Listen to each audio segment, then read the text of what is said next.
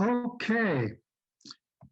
Well, welcome back, everybody, to the Sponsorship How and Why It Works workshop, sponsored by the ACA Healing Fellowship of Central Coast of California. I want to reintroduce our speakers today, Kim and Mark, who have already spoken, and then the next two speakers are Kina and Allison. We're really grateful for your participation today, and thank you for being here. I also want to introduce the helpers today, Lucy from Sydney, Australia, Catherine, Valerie, and who am I forgetting? Catherine, Valerie, and oh my goodness. I think Abby's helping with. And Abby, thank you. I'm so sorry, Abby. And Steve, Steve who's recording. And Steve is recording. Thank you, everybody, for your contribution. Okay, now, after the next two speakers, there will be a 5-minute break and then a Q&A session.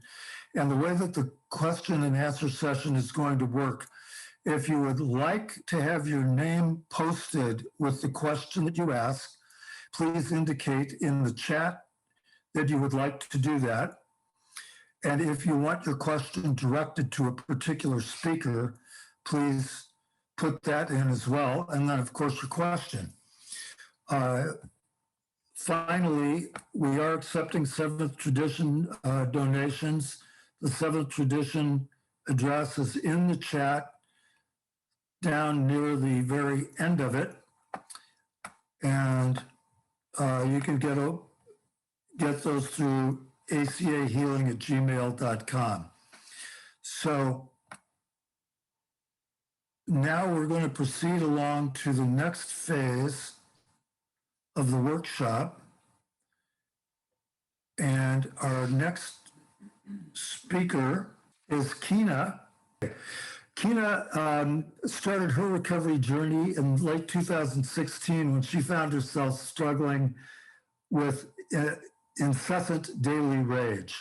Her rage nearly robbed her of all hope. And as despair started to settle in, her higher power, whom she chooses to call God, provided a way out and a way to heal through the ACA program. ACA, its fellowship, and Kina's higher power have restored her to life. And during her growth in the program, she has taken opportunities to secretary, chair, committee, and workshops. Her true servant delight occurs when she sponsors. She is honored and humbled to come alongside others as they learn how to lovingly reparent themselves, much like she has. Please welcome Kina as she shares her approach to sponsoring and offers feedback from her sponsees regarding this relational dynamic. Welcome, Kina. Take it away. Thank you. Thanks so much, Bob, for that introduction. Hi, my fellow travelers. I'm Kina, grateful, recovering adult child. So my share today is going to be kind of in the two parts that we've already experienced. Part one will entail why I find that sponsorship works, and part two will entail how sponsorship can work. So starting off with part one, why sponsorship works, really kind of comes based off my experience in being sponsored and how it worked for me, because it gave me opportunity to piece my whole story together with someone who is willing to listen and understand with great compassion and zero judgment. In meetings, I would find myself sharing like 3 minutes to 2-minute clips of my story. And while sharing during these meetings is invaluable, it deprived me of a greater understanding of the whole of my story. And I found this really just a pivotal point for my recovery, because I needed to see everything in my life in order to really heal and fully recover from the effects of my dysfunctional family. Being sponsored also gave me the opportunity to fully step out of denial even further. My sponsor asked me questions, gave me insights and feedback that helped me look more honestly and deeply into my life. And this brought so many new perspectives and new understandings that I was finally able to start the process of removing the loads of shame and blame I've carried for so many years. Also, during my sponsorship, we did weekly affirmation calls, and I found this to be just a tremendous set of gifts all on their own. For instance, I would read an affirmation and she would respond with affirmation. So for example, I would say something like, I have a voice and I am heard. And she would respond, yes, Kina, you have a beautiful voice and you are heard. I hear you. And just that alone, I was able to, because we did these on a weekly basis, I was really able to root in some new loving beliefs and truths into my heart that still anchor me to this day. And when an emotionally triggering event occurs today, I can tap into that affirmation that's now in my heart and remind myself of this truth and love. And another thing that I really gained from my sponsorship relationship was that throughout our working together, I found myself experiencing and living out the ACA promises. I had discovered my real identity through love and acceptance. My self-esteem was increasing through the use of affirmations. I began feeling stable in just a number of areas in my life. And I learned how to play and have fun in my life, even to the point where I took myself roller skating, learned how to backskate, and started learning the ukulele. And I learned how to set healthy, and one of the important things too was just the relationship functionality. I started to learn how to set healthy boundaries, both internally within myself, for myself, like what are healthy things for me to do, and not just self-care, but just boundary lists, you know, stop obsessing about this, stop doing this, and kind of the things that were helping me spiral outward. And then, but also setting healthy boundaries externally with others, saying, you know, enough is enough, and I have the opportunity to walk away from this, and I choose to, or I choose to engage and speak up for myself. So, and so now I want to share a couple of things that, with the permission of my sponsees, here are a handful of ways they found their sponsors' relationship to be beneficial to them. So one of them stated, our conversations have been impactful and affirming. Hearing from someone who has been through this gives me a huge feeling of being really, really understood. They also stated, having someone who has worked the steps and knows the way is invaluable. I don't know what I'm doing, and I don't know what I don't know. Having you there to give feedback, ask questions, and connect the dots is not something I can do on my own. I get to have time where it's all about me. Not having that anywhere else in my life, and maybe not even ever, really fills a deep need. I'm not sure what to call that. I just know how it feels and that I do need it. I gained actionable tools to help prevent and recover from relapses, reminding me that the work we do is an ongoing process. And lastly, but definitely one of the most important, I received support at a core level. So now I'm going to talk a little bit about how sponsorship works. So the first part of this is, how do we seek out a sponsor? And so we've already heard some really great testimony. So these are kind of some of the things that were pivotal in me stepping out and asking for help from a sponsor. So asking for help is a big deal. And I just want to remind everybody, take this moment and really remind you that you are worth it and you deserve it. And if anything comes across your path that wants to speak to the contrary of this, it's simply not true. Asking for help can feel terrifying due to all the trauma endured with living an invalidated life.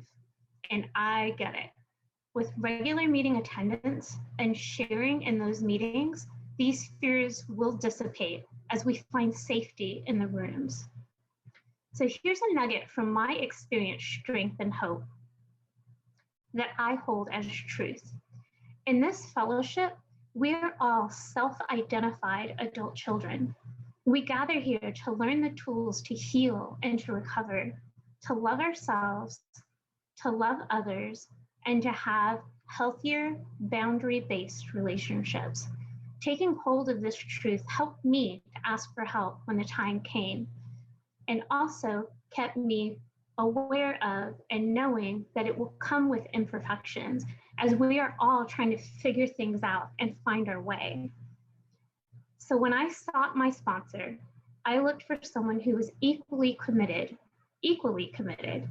to mutual respect and understanding, and to offering each other grace and patience as we go through the growing pains of curating a new way of life, the ACA way. So these are the commitments that helped me to be a sponsee.